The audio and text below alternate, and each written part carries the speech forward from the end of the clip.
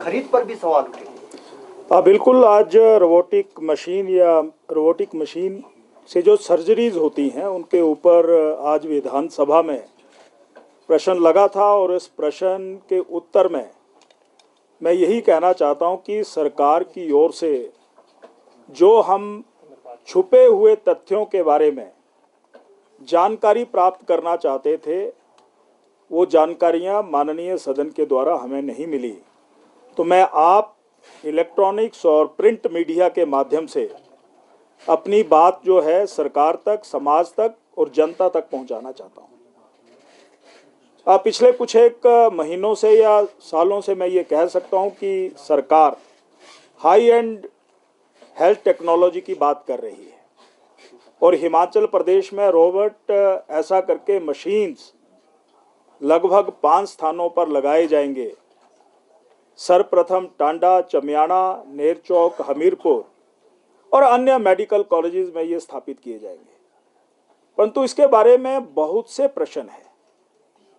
यानी ऐसा लगभग 2 स्थानों पर टेंडर, 2 मेडिकल कॉलेज पर टेंडर और 5 स्थानों पर लगाए जा रहे हैं। और कौन सी कंपनी? मुझे ये भी बताया गया है कि ई टेंडरिंग के माध्यम से दाविंची अमेरिकन कंपनी को ये टेंडर दिया गया है, जिसकी कुल कॉस्ट जो है लगभग 28 करोड़ है। हिमाचल प्रदेश, यहाँ पर हाई एंड मेडिकल सुविधा मिलनी चाहिए, परंतु जो प्रदेश कर्ज में डूबा हुआ है, जहाँ पर लेप्रोस्कोपिक सर्जरी के माध्यम से, चाहे वो यूरोलॉजी की सर्जरी हो, चाहे गायनी की सर्जरी हो, चाहे अन्य सर्जरीज हों, वो 20 और 25 हजार में उपचार करवाने के बाद बीमार व्यक्ति ठीक होकर के घर चला जाता है। जबकि जो मुझे सूचना मिली है वो मैं कहना चाहता हूं कि टांडा और चमियाना में जो ये रोबोट्स के माध्यम से सर्जरीज हो रही है, चाहे वो यूरोलॉजी की सर्जरी है, गायनी की सर्जरी है या अन्य सर्जरीज हैं, वहां पर लगभग अनुमानित 1.5 लाख रुपया हर सर्जरी के ऊपर खर्च हो रहा है। 1.5 लाख रुपया। और सरकार से हमने ये भी जानना चाहा कि क्या इसमें हिमकेयर और आयुष्मान कार्ड कवर होता है।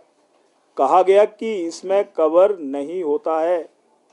और हमने ये भी जानना चाहा कि हिमाचल प्रदेश में जो बीपीएल परिवारों से गरीब व्यक्ति हैं, क्या इसमें कवर होते हैं। तो जानकारी मिली वो भी इसमें कवर नहीं होते हैं।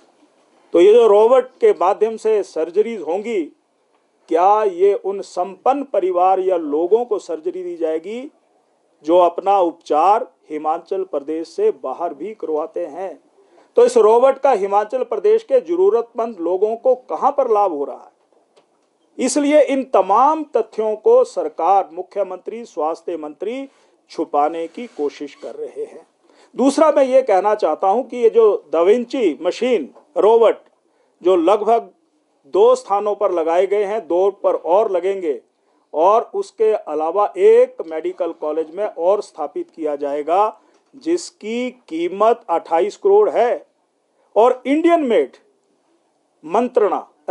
मेड जो मंत्रा है, हाई टेक्नोलॉजी एंड वाली इंडियन मेड, जो हिंदुस्तान के लगभग 100 से अधिक मेडिकल कॉलेजेस या संस्थानों में लगाए गए हैं, अब्रॉड भी लगाए गए हैं, उसके बारे में सरकार ने, जिसका ये जिक्र किया गया कि कुछ कंपनियां हाई कोर्ट में गई और माननीय हाई कोर्ट ने आदेश दिए कि ये सरकार का एकाधिकार है कि वो किस कंपनी को पैरामीटर्स को ध्यान में रखते हुए ये टेंडर अवार्ड करे।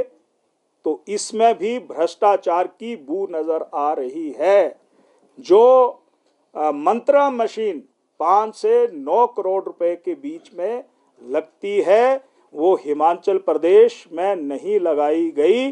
और जो 28 करोड़ में मशीन लगती है, जो एक्सेसिबल नहीं है, ड्यूरेबल नहीं है, जिसको मैं कह सकता हूं कि जिसकी ऑपरेशन कॉस्ट अत्यधिक है, मेंटेनेंस कॉस्ट अत्यधिक है और सर्जरी जो है वो महंगी है, उसको हिमाचल प्रदेश की जनता की भावनाओं या इलाज के लिए स्थापित नहीं की गई। इसके लिए मैं सरकार से इतना ही कहना चाहता हूं कि कृपया करके हिमाचल प्रदेश में आप टेक्नोलॉजी लाइए, परंतु जिस हिमाचल प्रदेश में जिस सरकार के पास आज की तारीख में ये आंकड़ा नहीं है कि 6 मेडिकल कॉलेजेस एम्स बिलासपुर से कितने डॉक्टर तैयार होकर के आज पढ़ाई करके घर में हैं या अपनी सेवाएं दे रहे हैं, उस प्रदेश के स्वास्थ्य संस्थान जिसका बजट कम हो गया है वो हाई एड टेक्नोलॉजी की पेट स्कैन की बात कर रहे हैं, वो अन्य सुविधाओं की बात कर रहे हैं। इसलिए मैं ये सरकार से तमाम जानकारियां लेना चाहता हूं।